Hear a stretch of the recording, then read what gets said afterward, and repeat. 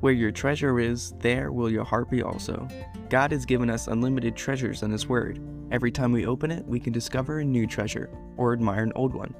What will we find today? Here's Carla Early with Treasure Hunt in the Word.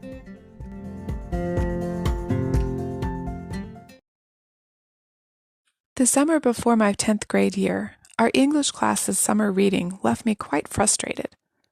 I knew the God of the Bible, but I had to read a book about Greek mythology.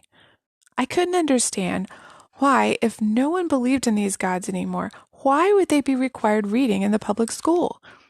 We weren't allowed to study the Bible, yet we had to read about ancient gods and goddesses that people obviously made up.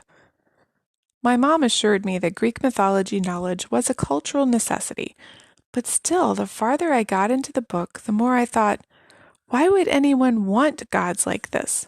Fallible, vindictive, arrogant, foolish? But now I'm grateful I read about all those gods and goddesses. I can see how, in the Bible, the nations surrounding Israel had gods like these, ones they made up to explain things that happened, ones they worshipped because they knew there was something more than what they could see, someone who made them and controlled everything. As Paul says, somewhere along the line, they rejected the one true God and changed the glory of the incorruptible God into an image made like corruptible man. So God gave them over to it, allowed them to go their own way. But His people, the Israelites, He kept bringing back. They'd follow one God or the other, but then He'd prove Himself as the only Almighty God, and they would come back for a while. Those who knew Him would say things like, "How great are you, O sovereign Lord! There's no one like you. We have never heard of any other God like you." Or, "Who is like you among the gods, O Lord? Who is like you, majestic in holiness, awesome in praises, working wonders?" Or, "O Lord, there is none like you, nor is there any God beside you, according to all that we have heard with our ears." In fact, those who know Him can still say with confidence, "Who is God beside the Lord, and who is the rock except our God?" No other can compare. Though He created us in His likeness, we are not like Him in His majesty, glory, and power. He alone is unique, infinite, incomparably awesome. We are fallen, sinful, and utterly dependent on Him. Anything godlike we can come up with falls sadly short of who God is and how He works. In the Old Testament, He sent miracles to prove His unique status as God.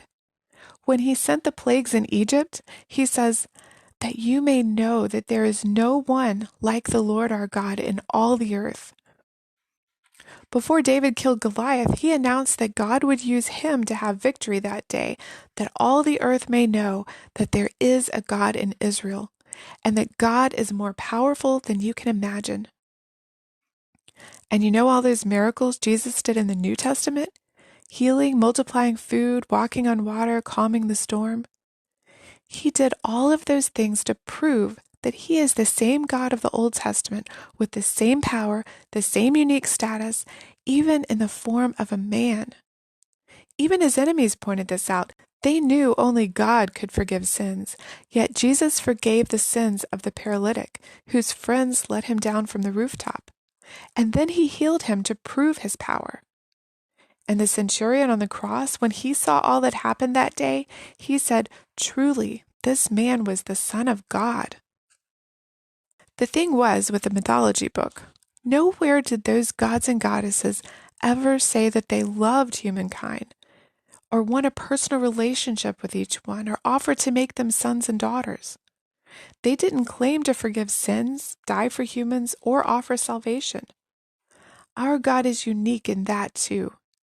In Isaiah 45:22, our God says, "Look to me and be saved, all the earth, for I am God and there is none other."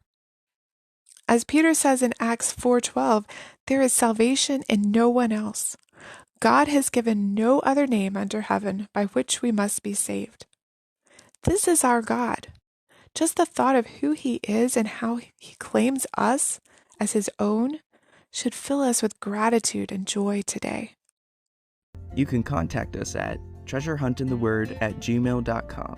We'd love to hear the treasures God has given you through His Word. You can listen to other episodes at our website, which you can find in the description below. Thanks for listening, and remember, where your treasure is, there will your heart be also.